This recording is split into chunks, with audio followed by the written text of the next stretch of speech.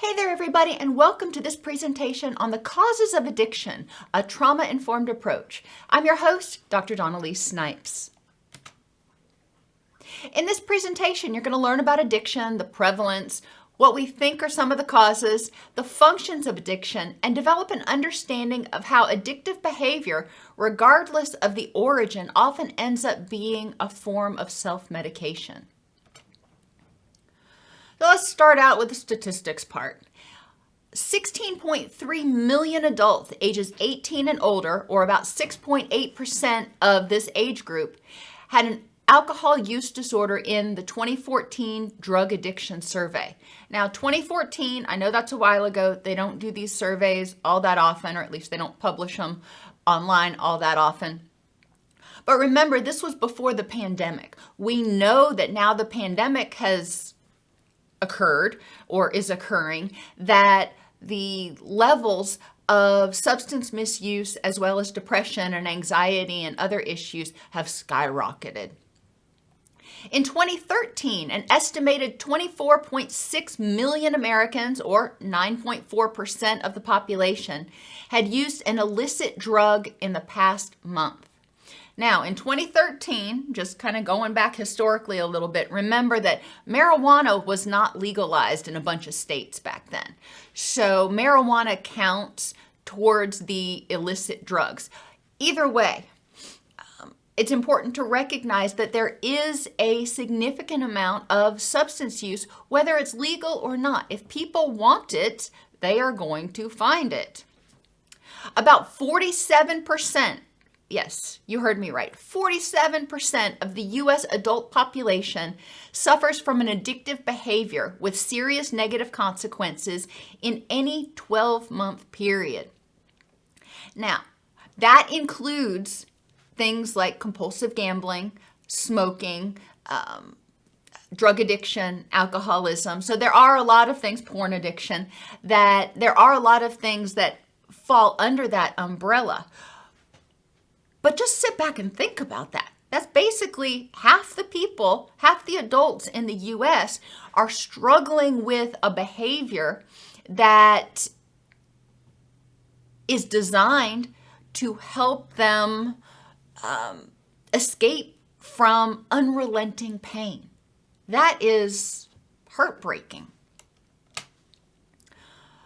What is addiction? We know that people drink alcohol. We know that people use other substances and don't develop addictions. So what is addiction? Addiction is the use of a pleasurable activity or substance. So basically something that is going to cause the brain to secrete dopamine and serotonin and some of those feel-good chemicals. So the use of a pleasurable activity or substance to escape emotional or physical pain that continues to be used, and this is the big issue, that continues to be used despite causing problems in one or more areas of life. Some people may start out with recreational use and not have a problem. And then life sends them a curveball and they start using more heavily. Well, unfortunately, when we start using more heavily, when it's not just this occasional thing, the brain actually starts making changes and the body starts developing a tolerance, which means needing more of the same substance or activity or combining substances or activities to get relief.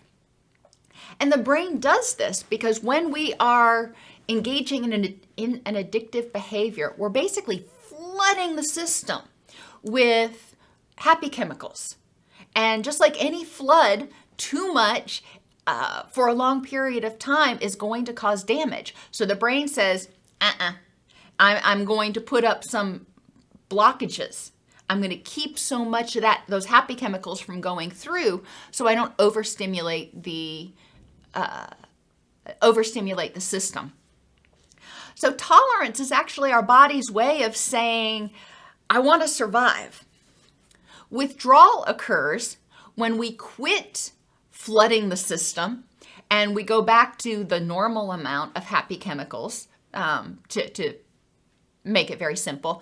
And then the body is used to getting that flood. It's used to having that increased pressure of the happy chemicals coming through. Now all of a sudden it's slowed to a trickle, and so now we don't have enough, and we start feeling poorly. Now it's important to recognize addiction is no more of a choice than diabetes or heart disease, okay? Using substances, that's a choice. Whether you drink alcohol, whether you use something else, whether you watch porn, that's a choice. But the brain changes that occur that develop into, and the body changes that develop into addiction, that's not a choice. And unfortunately, since we don't know who is going to be more susceptible or when they're going to be more susceptible, it's hard to know, what's a safe amount of use, but I digress. The key here, addiction, the condition, the disorder, is no more of a choice than diabetes or heart disease. Using the substances or engaging in addictive behaviors to escape pain despite negative consequences is a choice. And even in the 12 steps, the only requirement for 12-step programs is a sincere desire to stop using, a sincere desire to make alternate choices when you want to use, to choose something else. There are a lot of theories of addiction, and as I said, we really still don't understand exactly what causes it or why one person might develop it and another one doesn't, even if they're living in the same family. So there are some theories. The moral, or what I call the behavioral model, attributes the development of addiction to human weakness and defects of character. Treatment involves focusing on choices to become the person you want to be.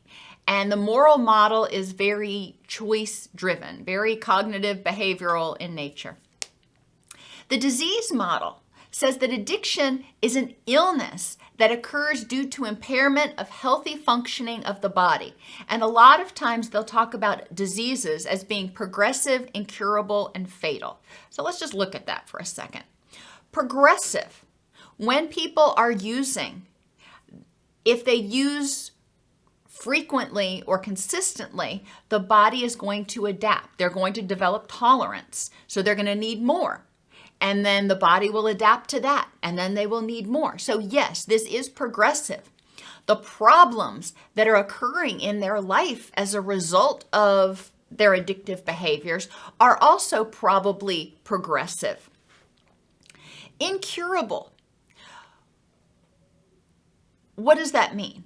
That means that someone who develops an addiction is always going to be at risk of relapse, basically, because their body reacts in a certain way to that substance. Their body remembers, their brain remembers that was one tool in their toolbox. And it's not like they suddenly, poof, don't remember the euphoria from when they were using. So the threat is always out there. So we can't just say, all right, you're cured, you can go back to doing whatever. There is an element there that there is always risk for the person with an addiction. And fatal. As the addiction progresses, as the system becomes progressively imbalanced, the neurotransmitters, the hormones, as well as the damage that's done to the body as a result of the addictive behaviors, it ultimately can become fatal. The disease model is one that is largely embraced by the medical community right now. Genetic predisposition has been also proposed as a theory for addiction. There are some people who have genes that make them more responsive to the effects of certain drugs, for example. However, they haven't been able to effectively ferret out or differentiate the impact of genetics from social learning and environmental factors. People with certain genetics may live in the same family, so they're exposed to a lot of the same messages, experiences, situations, resources as each other. So differentiating why one develops addiction and one doesn't, they have difficulty with. They have shown in some twin studies that there are genetic components to it, again, where certain people may be more highly reactive to certain substances and their body may be more susceptible to more quickly developing tolerance, withdrawal, etc. The social learning, cultural, environmental model, however you want to call it, indicates that a lot of addictions are caused by people seeing other people using and choosing to start using, and that behavior is reinforced. And it's like, oh, come on, just have one more. It's the peer pressure model, if you will. And as a result of that, people develop, and this is more of a habit-based model or a culture-based model where excessive drinking, for example, is the norm. The blended model basically says yes to everything up here. We know that addiction is a disease. We know that our choices can cause disruption in the body, just like, eating a lot of sugar will cause your insulin to spike. We know that our choices can cause changes in the body. And we know that through recovery, making alternate choices can help people address particular issues. We know that our society does tend to promote addictive behaviors. There are a lot of messages about pleasure and consumption. And we also know that as I said, there is a certain genetic predisposition. When I talk about causes of addiction, I really like to get down to tolerance and withdrawal, the physiological, what's going on. There are risk factors that we're going to talk about in a minute, but the causes of addiction, people can drink alcohol periodically, a lot of people, and if they're not doing it to excess repeatedly, they're not causing brain changes, then the body naturally balances back out again. They may have a hangover the next day if they drink too much, but the neurotransmitters and hormones and everything else will likely start getting back into balance on their own. When someone is excessively using and they start to develop that tolerance, then the brain starts actually undergoing changes. Neurons and receptors are pruned back. There are alterations in the physiological system. And that's when we start to see addiction, because when the person starts to try to cut down or quit, then they don't have enough of the pleasure chemicals. They don't have enough of whatever they were trying to self-medicate with. So they start thinking about it and perseverating on it or obsessing about it. If I could only have a drink. They start neglecting important areas of functioning, and this can lead to depression and anxiety and desire to escape again. When our neurotransmitters get out of whack, it causes mood symptoms. It causes cognitive or thinking problems. And when we feel this way, sometimes people will try to numb that with using more substances. They're like, well, when I'm using, it doesn't hurt this bad. Neurotransmitter issues can be caused by a bunch of different things. And I think it's important that we recognize this. Inadequate nutrition or not providing the body the building blocks to make the neurotransmitters is a problem. People who grew up in deficient environments where they weren't able to get their nutritional needs met may have been going for a long time without having enough building blocks to keep their neurotransmitters in a healthy balance. So they may be experiencing depression or anxiety or other issues, difficulty concentrating. And sometimes people will find that a substance, because it causes a surge of those chemicals, may help them feel a little bit better.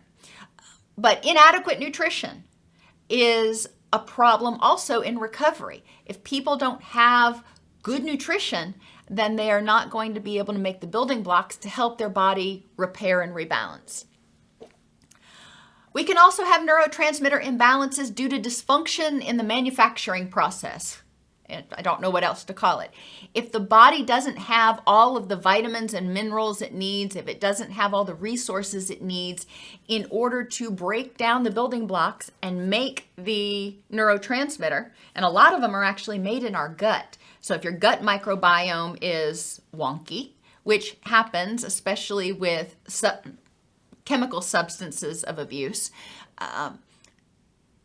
then the body may not be able to adequately make the neurotransmitters. You can also have a disruption in the neurotransmitter balance if the body is using a particular neurotransmitter faster than it can be made. So we only have a certain amount of dopamine, for example.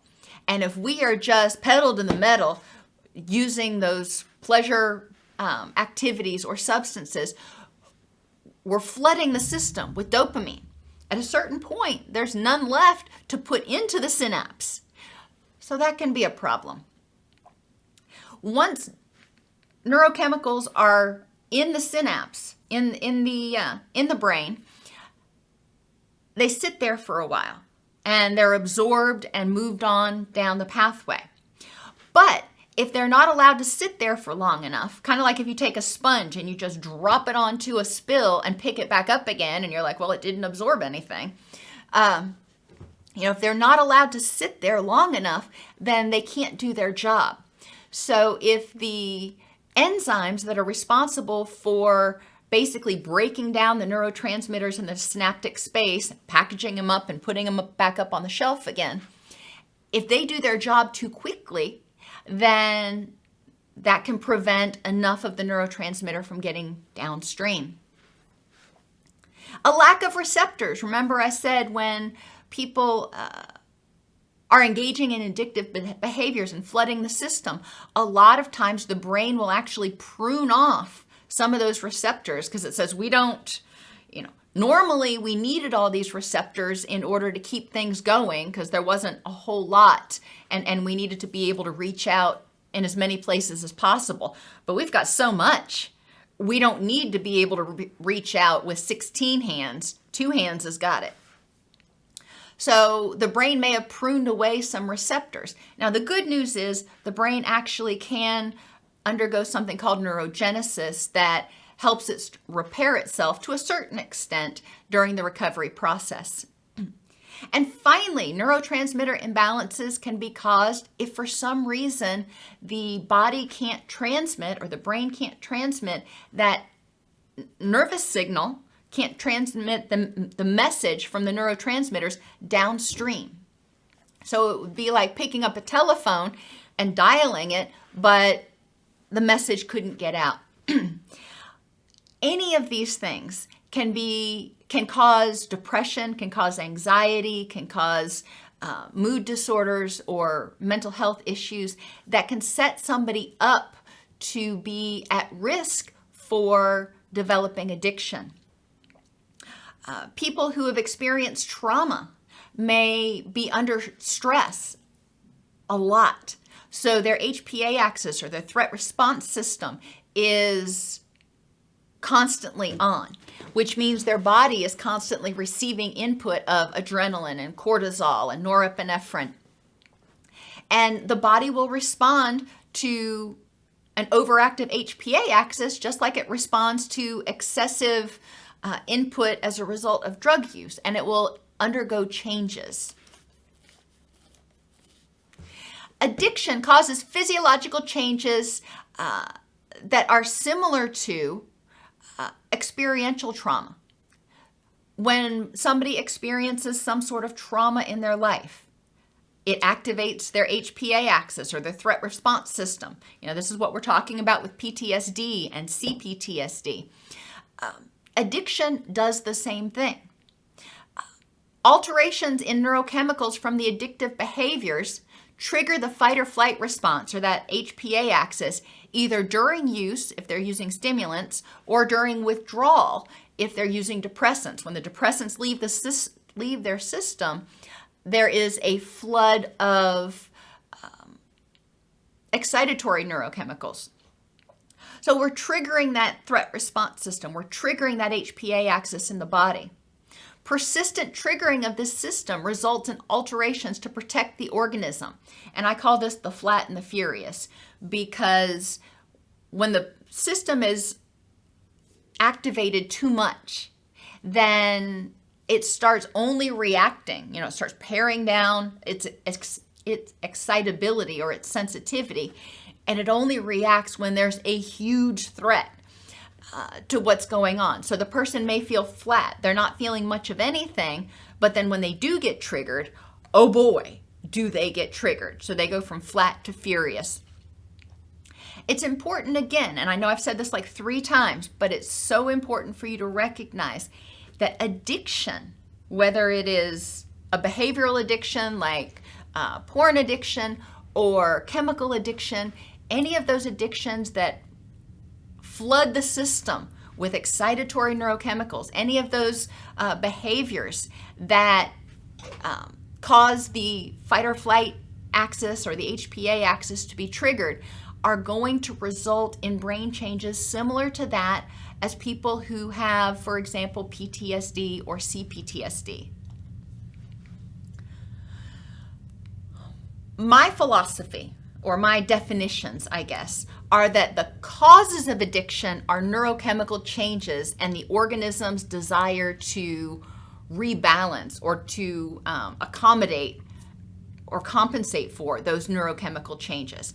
But there are precipitants and risk factors for addiction, especially for people who've experienced trauma. Physical precipitants or risk factors: pain, whether it is due to injury as a result of substance use or injury as a result of an accident. Chronic pain can be a risk factor for the development of substance abuse. Pain from autoimmune issues can also be a risk factor. When you're in pain all the time, it's exhausting, and a lot of people want to quell that pain. Now, I'm not saying that taking pain medication as prescribed is an addiction. Remember, the qualifying phrase, continued use despite negative consequences. It's when you are misusing medications that it becomes a problem. And pain can also occur from withdrawal. If somebody is abusing opioids and they quit taking opioids, then their pain threshold is way low because their body's not producing the natural painkillers, so they're going to feel more pain and they may self-medicate by using again. Insufficient sleep can also be a risk factor for addiction. People who've experienced trauma often don't sleep well because they are hypervigilant, because they have difficulty relaxing, because they don't feel safe. So they may not get good sleep. Well, what happens when we don't get good sleep? A lot of times we self-medicate with stimulants. And some people may look towards harder stimulants when their body develops a tolerance to things like caffeine. Use.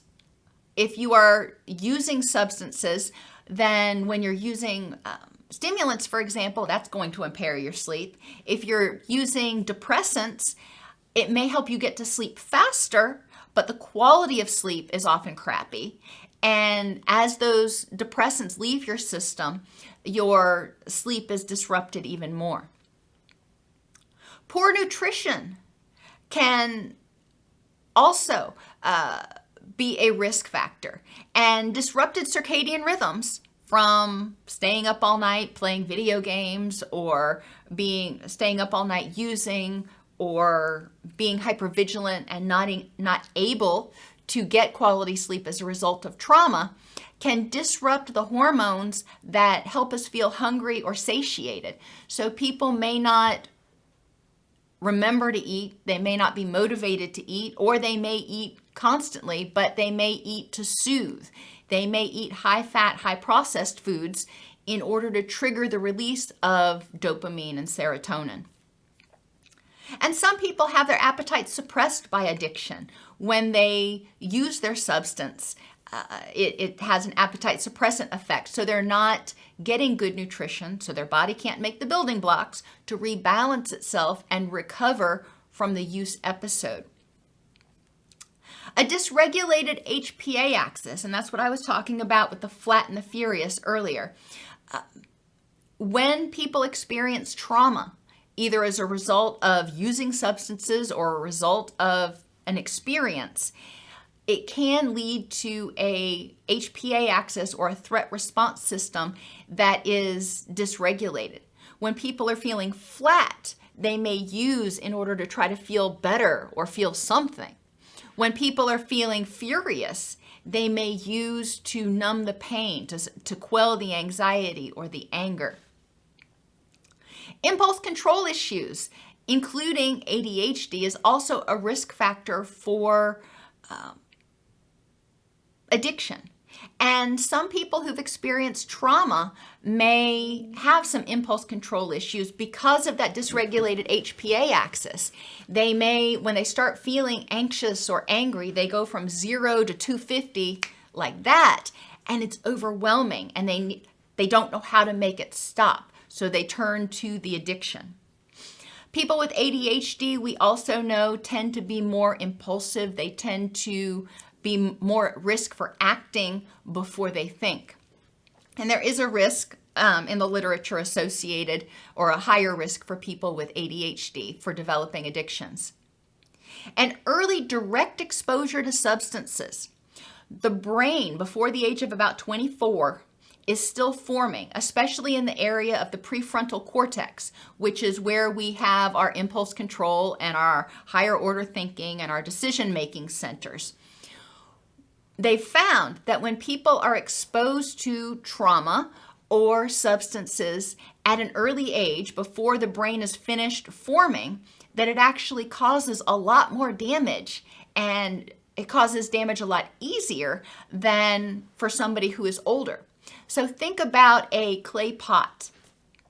When you've just finished making the pot, before it's been put in the kiln to bake, harden, whatever you call it, it's very easy to injure or to cause problems to that vase. That's the way our brain is before it solidifies or finishes developing at age 24-ish. Once we reach maturity, once our brain is finally matured, it's kind of like taking that vase and getting it out of the kiln. Can it be injured or broken? Yes, it can. You can drop a vase and break it. However, a simple assault, like poking it with your finger, isn't going to be as likely to cause as much damage. That's not advocating for use after the age of 24, but it's just pointing out that people who've experienced trauma, again, as a result of an experience or even use, whether it's use of porn or substances or whatever it is, their brain actually was more significantly injured, most likely, from that event or those events than it would have been had they been over the age of 25. Affective risk factors, and I could have a list of all of the distressful emotions, but one of the reasons people use is to escape from pain. And it could be anger, anxiety, depression, guilt, any of those things. A lot of times substances help numb a feeling or help them feel something else. If they're feeling depressed and they abuse a stimulant or something that will produce euphoria, then they're artificially creating that sensation. Sometimes boredom will prompt people to use. And we want to look at what is causing the boredom. Is it because when they're not doing something, when they have to sit still, then they're with their own thoughts and they can't tolerate those thoughts because they are too overwhelming? Or is it that they have, maybe they're gifted or they have ADHD and they have a need to be engaged more, or maybe they need more structure. So there's a lot of different reasons for boredom, but distressful emotions we know can be a risk factor, especially if the person does not have adequate tools to tolerate the distress, adequate distress tolerance skills, or to cope with the problem. Emotional dysregulation is that flat to furious. It's when somebody experiences an emotion that is significantly more intense than what other people may experience it as. But when you experience an overwhelming emotion, it can make the person feel scared and powerless within their own body. And this emotional dysregulation often leads to rejection from other people, criticism, being dismissed. People aren't there helping, saying, wow, that must be overpowering. Let's figure out how to deal with it. They're saying, oh, you're overreacting. Get over it. So the person is left feeling vulnerable and disempowered. And they may turn to the one thing that they know will actually numb that or turn down the volume of that emotion some. Cognitively, a lack of coping skills is a risk factor because when we experience distress, if we don't know how to problem solve, if we don't know how to deal with it, then we may feel stuck. So one alternative that sometimes happens is people choose to use. Negative attitudes like hopelessness, helplessness, and powerlessness. If somebody has been exposed to trauma, they may have learned from an early age, or as a result of that trauma, they may have developed the belief that they are powerless and unsafe in the world. And so they look at the world, they see the world through that lens, through that film of hopelessness, helplessness, and powerlessness. So they perceive things as threatening. They see the threats. They don't see the positive things. They perceive things as dangerous. They assume things are dangerous, even if they don't know they are. A lot of times when people have a negative attitude, they start operating from an emotion-based reasoning point of view. So if they feel angry, then they figure there must be a reason that they're angry, and they look for whatever that reason is. They may have an overly powerful default mode network. And what the DMN is basically our autopilot. When you are doing things like, getting up and going to work, maybe you drive to work, and do you really think about every single turn you've got to make, or do you do it kind of on autopilot? And that's your default mode network. It is what helps you get through life when you're doing things that you've done a bunch of times before. So it says, you know what, you don't need to worry about thinking about this right now. I'll take care of it. So your body is sort of on autopilot. Unfortunately, when people experience trauma, their default mode network is one that anticipates threat. It anticipates danger in the environment, and so it keeps anxiety ramped up. When people experience trauma, their amygdala, which is where we have the fear processing part, one of the fear processing centers in our brain, it actually forms stronger connections with that default mode network, which intensifies the focus on the threat and the danger. This is our body's way of saying, hey, you need to be aware because we don't want to go there again. We don't want to experience another trauma. But unfortunately, that they found that in people who have an overly powerful default mode network, it's harder for them to disengage that and engage what we call the executive control network, or that higher order thinking that can say, okay, I feel anxious, but is there a reason to be anxious? So it's harder for them to get into their wise mind, as Linehan would say. Fetal alcohol spectrum disorders can make people more at risk for trauma as well as for addiction. People with fetal alcohol spectrum disorders have difficulty interpreting nonverbals and are often very gullible. They don't learn from their mistakes, and they often have difficulty anticipating consequences. So they can be manipulated by bad actors very easily, which means they are at much higher risk for trauma, because bad actors don't care whether the person has negative consequences. Likewise, people with FASDs are more easily manipulated into using, and more easily manipulated by peer pressure. Therefore, they may engage in heavier, more consistent substance use or addictive behaviors in response to their peers and to their environment, which can cause them to start developing tolerance and those physiological changes. And finally, obsessive compulsive disorder is highly correlated with addiction.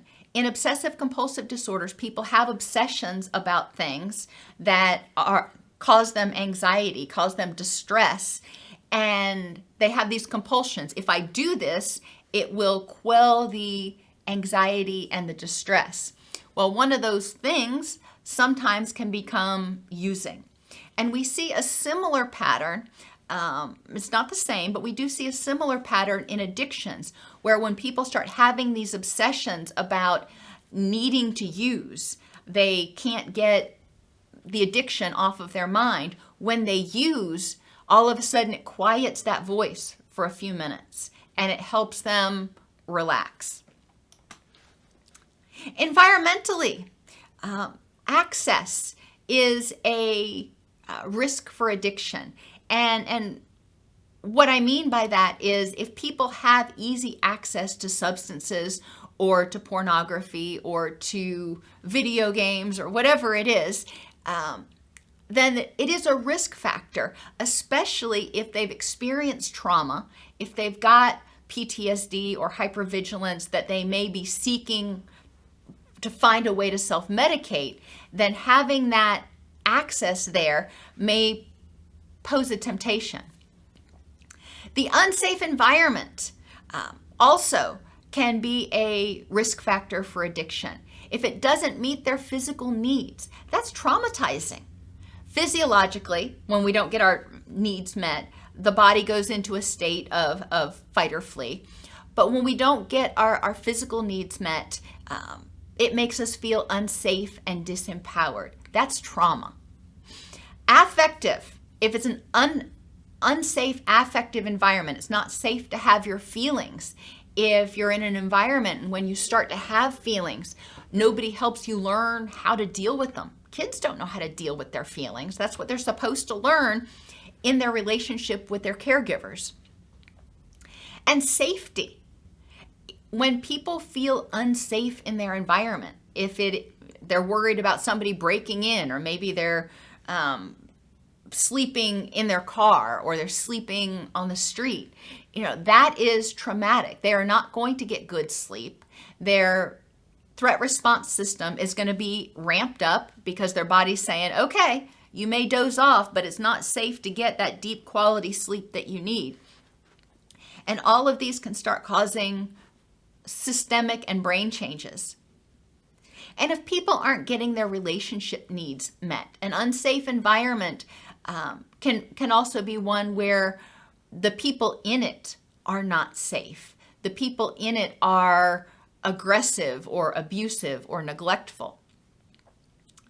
Other risk factors, low self-esteem. When people don't feel good about themselves, a lot of times it's kind of like having an abusive person within their own head. That negative inner voice can be so critical and so loud that substance use may be one way of trying to numb it or quiet that voice. People who've experienced trauma often have difficulties with self-esteem because of their sense of being broken or damaged in some way. People with personality disorders and conduct and oppositional defiant disorders. I'm going to clump these together because most of the time with these disorders, when you look at the symptoms, it makes sense. The symptoms are often of these disorders are often a way that the person developed in order to try to survive trauma. When we look at people with personality disorders and conduct disorder or oppositional defiant disorder, a lot of times we find a history of trauma. Addiction may develop as a way to try to help them survive feeling unloved, feeling unsafe, feeling disempowered. Insecure attachment and abandonment anxiety is extremely common in people with addictions, and it can promote addiction. A lot of times when children experience trauma, adverse childhood experiences cause trauma, and those adverse childhood experiences can kind of be generally categorized as abuse or neglect, having a caregiver that had a mental health or substance use issue, so they were emotionally or physically unavailable or unsafe, and abandonment. Children who've experienced this don't develop secure attachment. Secure attachment is vital to helping children learn how to identify their emotions, how to tolerate their emotions, and how to cope with their emotions. Secure attachments are vital to helping children learn that they are lovable, that they deserve to be cared for, and that it's okay to take care of themselves.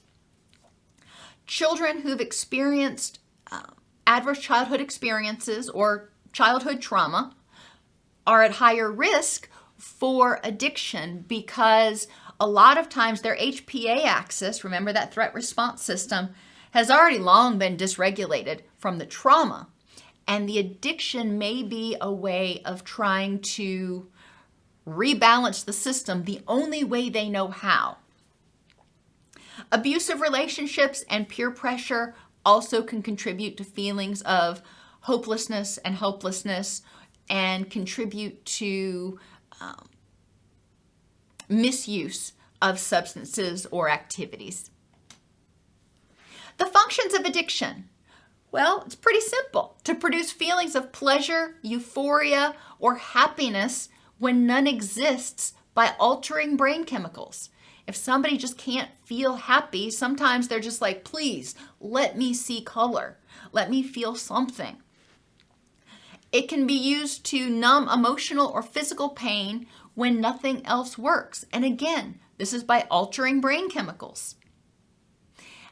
And they can be used to help the person survive when the person can't tolerate the pain and they feel overwhelmed, hopeless, and helpless. In the 25 some odd years that I've worked with people with addictions, and I grew up in a family where people had addictions, I have yet to find somebody who wasn't trying to survive. The addiction was not a choice. The substance use, they chose to start using substances or engaging in that behavior because they wanted to survive. Then their body underwent all these changes. Remember, addiction is no more of a choice than diabetes or hypertension or cardiovascular disease. So they developed this disease as a result of starting to use. But they started to use because they didn't know how to go on. Addiction develops over time as a result of brain changes. And I know I've said that a bunch of times, but it's so important to me that as clinicians, we understand this and communicate it to people. It is not just a choice. It is not just a behavior. Addiction is not a choice. Addiction is a dysfunction in our body systems, in our physiological systems. Addiction develops over time as a result of increasing stress, problems, depression, or anxiety. Remember, progressive, incurable, and fatal, not only is the dysfunction in the body system progressive for the person, but also all those other issues like the relationship problems that are occurring because of the addiction or the financial problems or whatever else, those continue to progress as well. And when the person sobers up, they look around and they see this swath of destruction, and it is completely overwhelming. And what do you think their response is? Because they don't have any other tools to deal with it. They don't have tools in their toolbox, or they don't know how to use them even if they're there. Recovery involves identifying and eliminating activities and behaviors that are keeping the brain chemicals out of balance. This includes crappy nutrition. This includes not getting adequate sleep. This includes making sure the person stabilizes their circadian rhythms. When I worked in residential facilities, one of the things that was really important was the schedule. Even if people had a difficult time participating, it was important that they got up and showed up, because that helped start resetting their circadian rhythms to a balanced place. Recovery also involves developing effective ways to deal with what has been to date unmanageable, and developing tools that include patience, compassion, and determination. Addiction almost never occurs without depression, anxiety, anger, guilt, grief, and a whole host of other things. We can't just say, let's get rid of the addiction, let's detox the person, and then everything will be hunky-dory. No. Detoxing is the first step, because we got to get the body to a place where it can even start rebuilding and recovering. It's like after a flood, you're not going to start repainting the walls while there's still 6 inches of water coming up the drywall. No, you're going to have to wait until all that water's out of the house before you start repairing it, okay?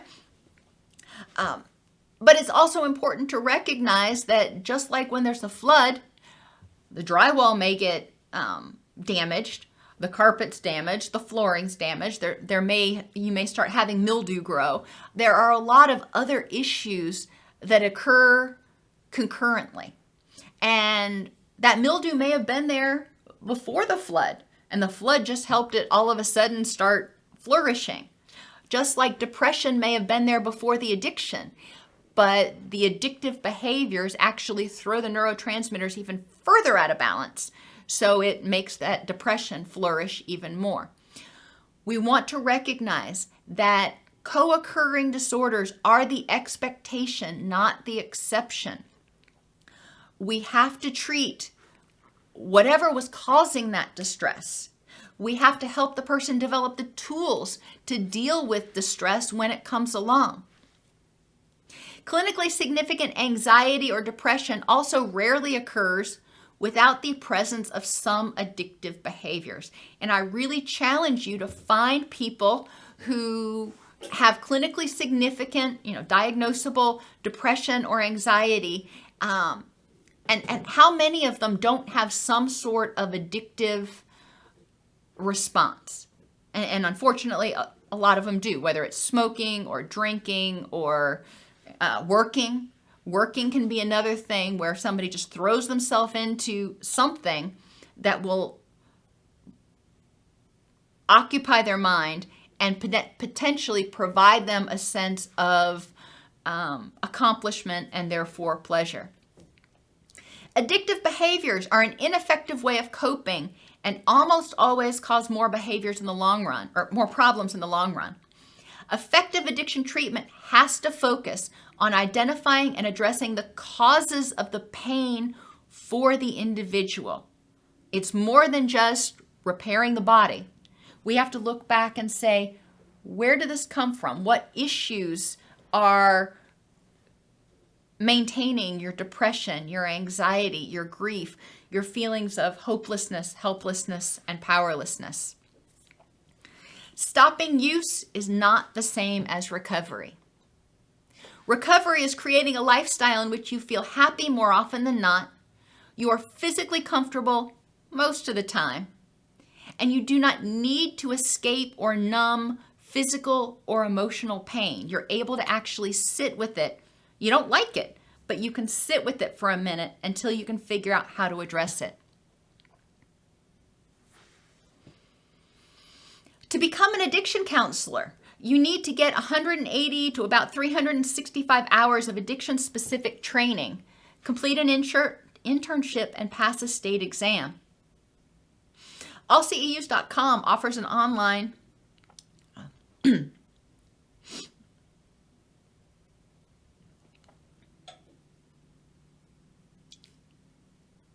To become an addiction counselor, you must get between 180 and 365 hours of addiction-specific training, complete an internship, and pass a state exam. The number of hours really depends on your state. One of the interesting things about becoming an addiction counselor is in many states, people can do this without having to get a master's degree. So it opens this profession up to a lot of people who would otherwise maybe not be able to or want to go through all that schooling. AllCEUs.com offers an online, self-paced, multimedia curriculum that meets the academic training requirements for most state addiction professional boards. You can find out more at allceus.com/certificate-tracks.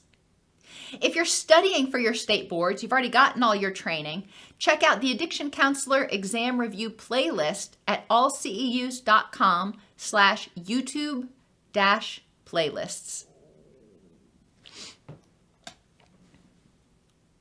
Executive producer for this episode is Hype Media Global. Technical producer, Mr. Charles Snipes. Host, Dr. Elise Snipes. This episode was filmed on January 12th, 2022.